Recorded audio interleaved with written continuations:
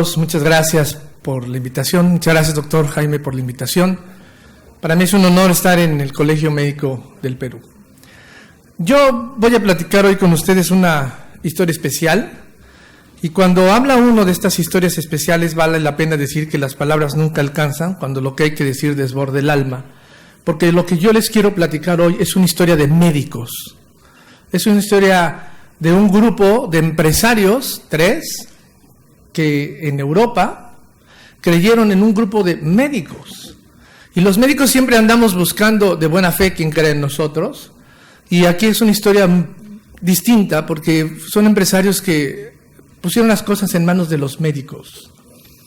Así es que mi conflicto mayor de interés en esta plática es el enorme sentimiento que tengo de un joven investigador, cuando yo era joven, que en un congreso en Praga, en ese congreso en Praga de hepatología, yo llevaba mi cartel, como muchos de ustedes cuando han llevado su cartel, de esteatosis hepática, y llevaba yo los resultados a 5 años tratando a mis pacientes con una dieta hipocalórica que yo había empezado a usar cuando publicaba con el doctor Richard Alexander Watt y el doctor Snape en Gastroenterology, cuando me formé con ellos, y publicábamos cosas de colon irritable. Cuando estábamos haciendo lo de colon irritable me di cuenta que mi dieta para el colon irritable hacía perder peso y hacía perder grasa a los pacientes, y también hacía cosas especiales en el hígado. Si usted quiere leer algo de lo que yo he hecho, se puede meter a mi página electrónica, que es esta, que está aquí.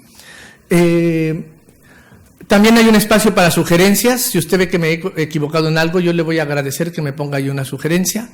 Hay algunas imágenes, la conversación de hoy la subirán el lunes o el martes. Si le interesa algo de la conversación, la puede acceder.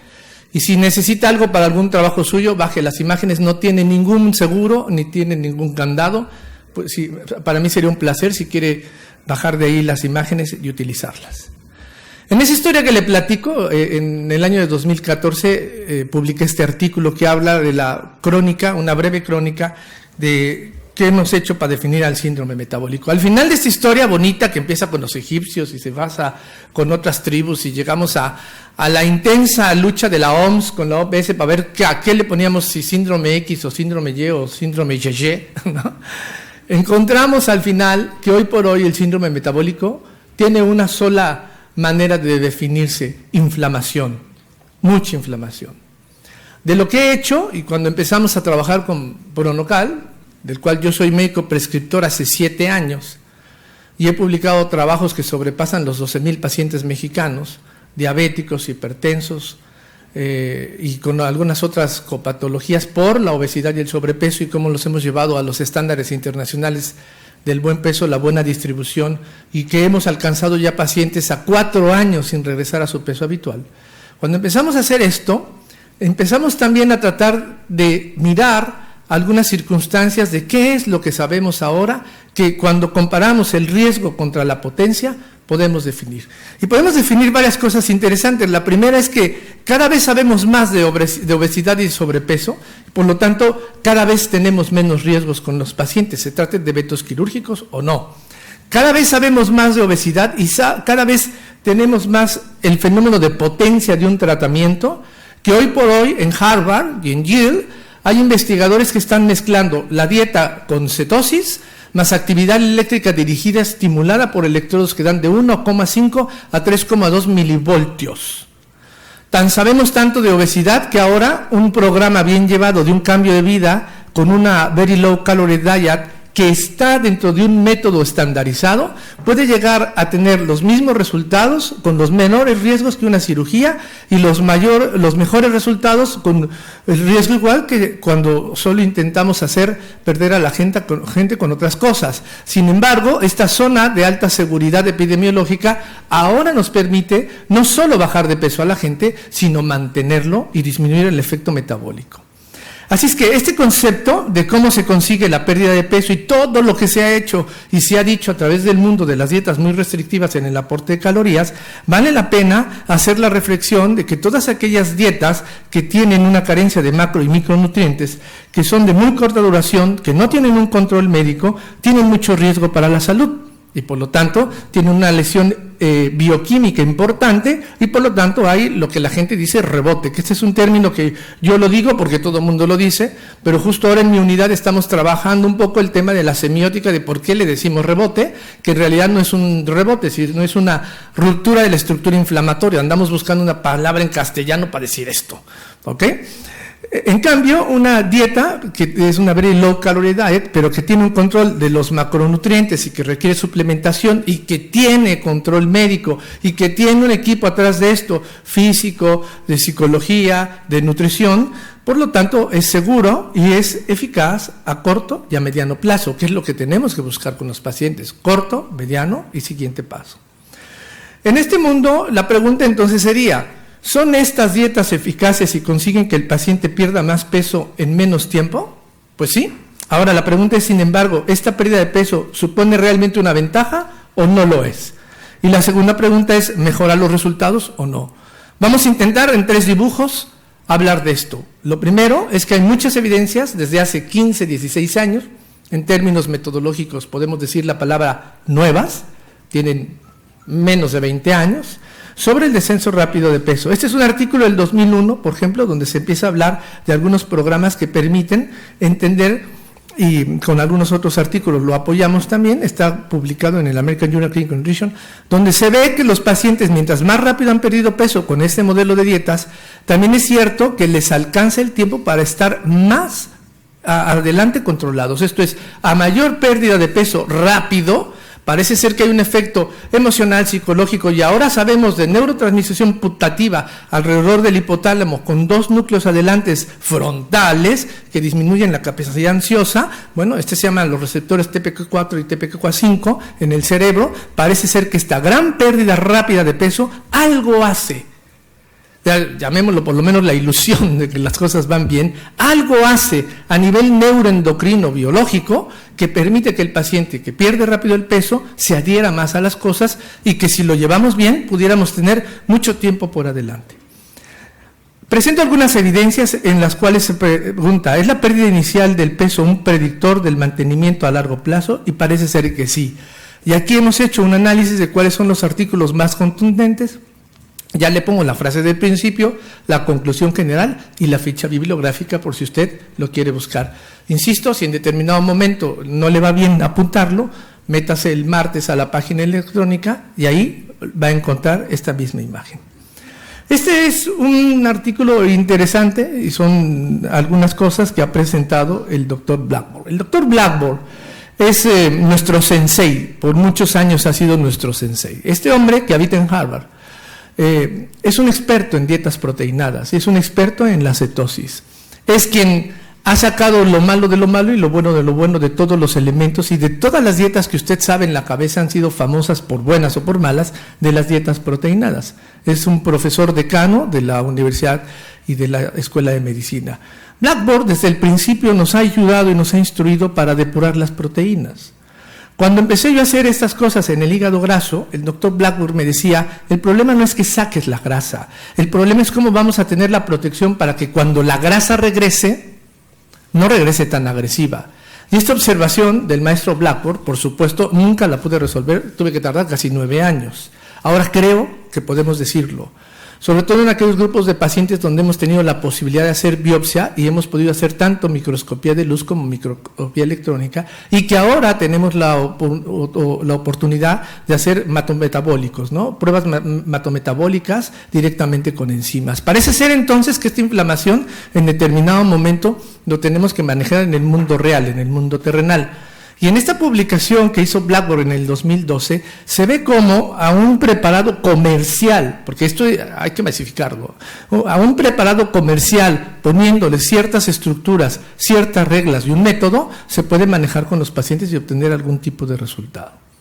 Este es un trabajo que a mí me fascina del New England Journal of Medicine, donde se habla de todas las posibilidades que se dice sobre el sobrepeso y la obesidad, y entonces los editores lo que han hecho, además de un metaanálisis dirigido y un metaanálisis bien metido en las cuestiones de evidencia, intentaron buscar cuáles eran los 7 mitos más importantes que todos los médicos y los nutricionistas tenemos acerca de la obesidad. Yo me voy con el que nos interesa hoy, y es un mito aquel que dice que bajar de peso rápidamente no es conveniente, o es un mito aquel que dice que el que baja de peso rápido no va a tener mejoría con su paciente y sobre todo adhesión a largo tiempo. Y acá del otro lado se pone las evidencias, y las evidencias al final en este metaanálisis del New England Journal dicen que no, que lo mejor es cuando un paciente, como la primera imagen, cuando un paciente pierde peso rápidamente y lo podemos llevar durante mucho tiempo, tendremos mayor adherencia y podemos prolongar más en tiempo en que el reloj biológico lo quiera volver a su peso anterior. Parece ser entonces que esta evidencia que se arrastra de los años 60 surgió por los pobres resultados que se obtenían y los efectos adversos que hubo en la década de los 60 con unas dietas que utilizaban proteínas, porque en ese momento no se conocía en el mundo lo que era una proteína de alto valor biológico.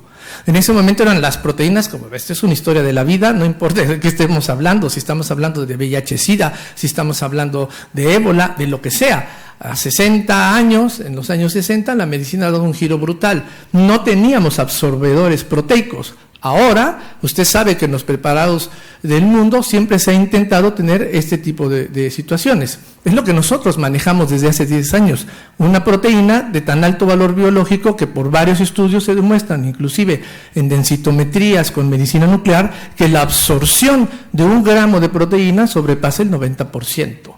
Por eso el secreto es mantenerlo normoproteico, porque hemos traído una carga fuerte que puede acelerar los procesos bioquímicos. Bueno, esto no se tenía en los años 60, y pongo aquí la foto del doctor Harrison, a quien lamentablemente no conocí, porque yo soy internista y me hubiera encantado conocer al tipo. Yo nací en 63, no me alcanzan las cuentas, y en la primera edición de Harrison pone esta frase, que es una cosa maravillosa. Así es que entonces para nosotros el problema es la lipoinflamación. Aquí se me salió lo mexicano. Para nosotros es la lipoinflamación. Esta parte donde conocemos bien a los macrófagos M2, que parecería que puedo partir el dibujo aquí, que los M2 están en el tejido adiposo bonito, en el tejido adiposo noble, en el tejido adiposo del que no es obeso, ¿no? En el tejido adiposo que permite controlar y ser un fenómeno que antiinflama y que controla al fenómeno que necesitamos del proinflamatorio. ¿Dónde está el equilibrio de esto? ¿Dónde está el equilibrio de estos macrófagos que proinflaman contra los otros? Bueno, pues hay una serie que usted sabe muy bien de que sucede con los linfocitos y los macrófagos y todo esto, pero lo ideal, este balance ideal, se pierde. Este trabajo del 2010 es muy interesante porque estos investigadores tuvieron la oportunidad de separar 3 grupos de pacientes: el grupo de paciente que no era obeso contra el grupo de paciente obeso, del que llamamos obeso sano, más el grupo de paciente obeso con demasiadas manifestaciones metabólicas.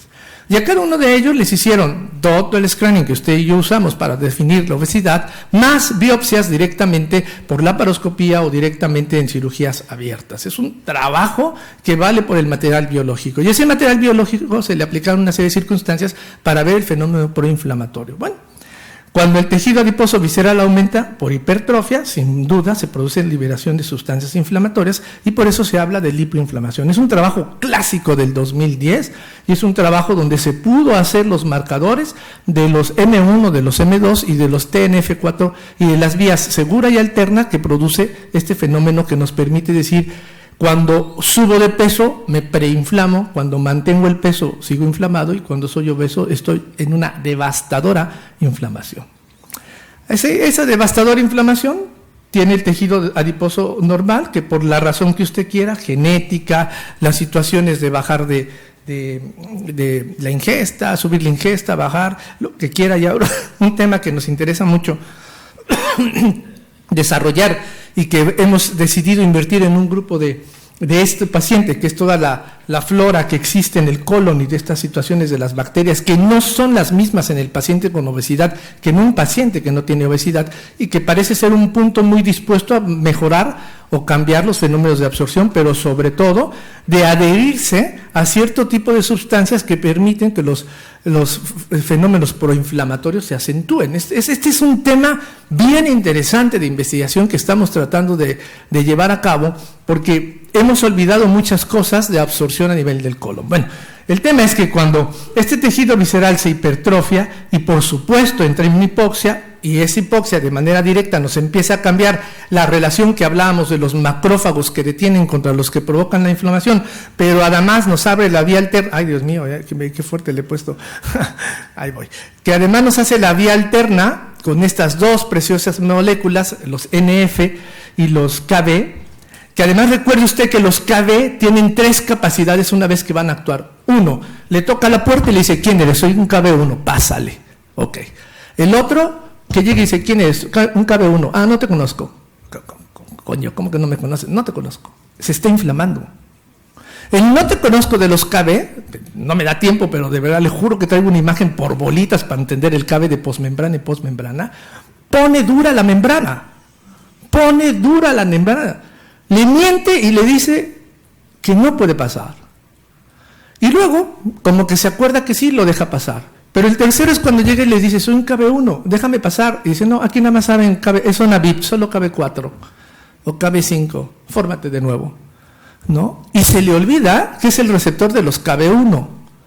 Por eso ahora se habla mucho de ese endurecimiento de la membrana y de cómo le vamos a hacer para ablandar, cómo humectamos la membrana para que esto pueda pasar. Bueno, no me detengo en esto. Y luego, el fenómeno de esta inflamación brutal, de la hipertrofia que permite que las resolvinas se vayan al piso y las adiponectinas también. Bueno, al final todo esto, usted lo sabe muy bien, crea la resistencia a la insulina. Lo más interesante para mí es que crea el bloqueo en el cerebro, especialmente para todos los grupos álgidos que van hacia la leptina. Por lo tanto, el paciente empieza a tener problemas de que quiero dejar de parar de comer y no puedo. Y bueno, se viene el ciclo absolutamente vicioso de esto para volverse al tejido adiposo absolutamente inflamatorio, lleno de gente de moléculas que permiten al final estar en inflamación crónica con aumento de adiponectinas y moléculas proinflamatorias. Así la historia, nuestro paciente aumenta de peso, por lo tanto aumenta la inflamación, por lo tanto las resolvinas se nos van al piso y por lo tanto cambiamos la relación de los M2 con los M1 y tenemos resistencia a la insulina. Cuando hablamos de inflamación en nuestros pacientes, desde la historia natural, tenemos que entender que estamos hablando de las clásicas dos inflamaciones, la inflamación aguda y la inflamación crónica. La inflamación crónica de nuestros adipocitos y de nuestros proadipocitos, que son los amantes perfectos de los KB1 y de los KB4, son una inflamación aguda como cualquiera, como si me tuerzo el tobillo, como si me sale una roncha en la cabeza. Pero el secreto está, como toda la inflamación, aquí, en estos grupos, que son grupos mediadores, fosforilados lipidados, que median la inflamación, los perdemos. Y esto es lo que pasa con el paciente obeso cuando hay un déficit de delta 6 desnaturalasa y también niveles de DHA que se empiezan a perder de peso para bajar los niveles de resolvina. Entonces, ya tenemos al paciente que se inflamó, ya tenemos al paciente que subió de peso, ya tenemos toda esta cascada que estoy tratando de disminuir datos, pero que al final lanzo los más importantes con las resolvinas. ¿Y qué pasa con el paciente? Pues el paciente va para abajo su peso, pero está perdiendo peso con la inflamación lipídica metida y la inflamación de los adipocitos, una lipoinflamación que no hemos podido resolver. Este paciente no le hemos hecho nada para las resolvinas todavía, Este paciente sigue con alteraciones de los M1 y de los M2 y entonces este paciente baja un poquito la inflamación de manera natural porque baja lo que hemos hablado de la necrosis, la hipertrofia de los adipocitos, está perdiendo peso. Esto es absolutamente natural. Baja la inflamación, pero no baja el sustrato de la inflamación. Por eso el M1 y el M2 y las resolvinas están igual. Y este paciente mejora en la resistencia a la insulina y mejora en su saciedad. Pero como no hemos logrado pegarle al fenómeno proinflamatorio, este es el típico paciente que sigue con las resolvinas abajo, que ya bajó de peso, que él siente que las cosas van bien. A lo mejor aquí sí viene el término rebote del que hablábamos, ¿no?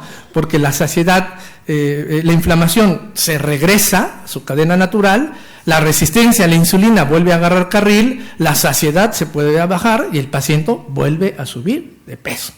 Fenómeno proinflamatorio. ¿Qué hemos intentado resolver al problema una vez que habíamos tenido la experiencia de lo que definimos nosotros una dieta de muy bajas calorías cetogénica? Bueno, suministramos proteínas de 0.8 a 1.2 gramos por kilogramo por día en un balance nitrogenado, un aporte de lípidos que solo son 10 gramos de aceite de oliva, un aporte de hidratos que son 50 gramos de glúcidos, suplementación vitamínica mineral estandarizada. Nada más, no hacemos más, nada más. Sí, estoy hablando de cetosis. No estoy hablando de cetoacidosis. Y esto en mi país, créame que cuesta el tamaño del Popocatépetl.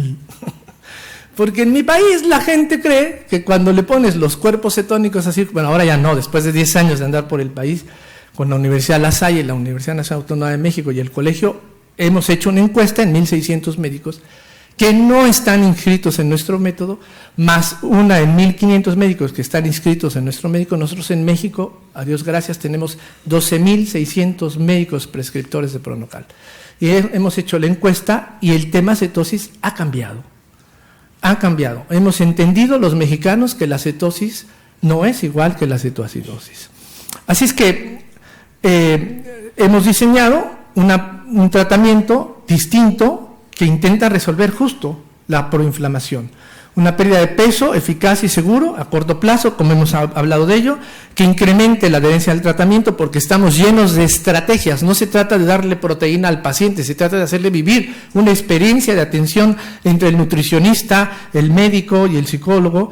Ayuda a no recuperar el peso perdido y una bien clara proteína y bien clara metodología alrededor de la proteína, y esta es la forma comercial en que lo manejamos. ¿Qué estamos buscando? Pues aquello que decía yo, meterle por lo menos 50 miligramos de fosfolípidos al producto para que se incorpore directamente y mejore la fluidez de la membrana, los KB1 de los que les hablaba yo. Porque si lo dejamos a situación alimenticia normal, todos los estudios dicen que no vamos a poder, porque no podemos modificar a este nivel de la membrana, aún siendo muy estrictos, más del 9 al 11% de la introducción del DHA, y nosotros necesitamos mucha más introducción del DHA. Por eso lo tenemos que hacer dirigido a través de las proteínas. Voy a platicarle un estudio que se acaba de publicar hace poco en Endocrine, una revista que usted sabe los niveles en los cuales está. Al final, este estudio lo único que usa son las mismas fases del método PNK, que el doctor les va a platicar, el doctor Jaime, y en este estudio hemos metido 53 pacientes, 27 del grupo Pronocal y 26 del grupo de la dieta hipocalórica. Es una muestra homogénea, sin diferencias significativas, como muestro aquí. Ninguno de los proleios se nos fue más allá del alfa 1 y el alfa 2, por lo tanto es una muestra bastante equilibrada, y esta es la portada del estudio que se acaba de sacar. ¿Okay? Y en este estudio ponemos, por ejemplo, este dato. Mire, esta es una gráfica donde está la pérdida de peso. Ajá. Si usted se da cuenta en el color de nosotros, que estamos acá, ajá.